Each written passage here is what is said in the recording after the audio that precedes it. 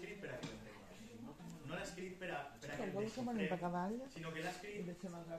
per a generar alguna cosa, per a generar un ambient, per a generar unes emocions, un ritme. Per això que parlàvem abans també de la música. La poesia té molt a veure amb la música. I ara, amb aquest poema, crec que ho podreu veure. Diu, Narcís, nit, nit tota ella,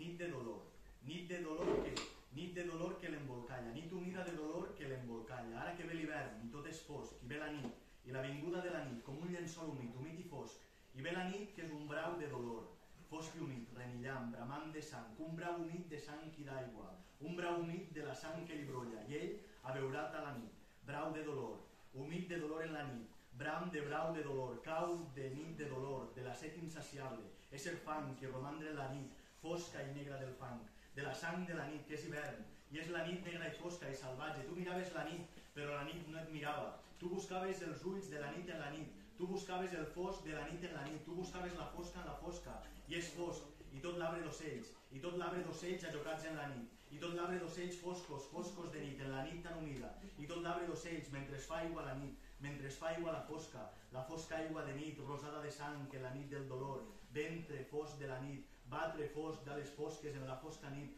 lluna nova, i la nit, i la nit, i la nit, i tu res en la fosca, i tu res en la fosca, i tu res, i tu res, i tu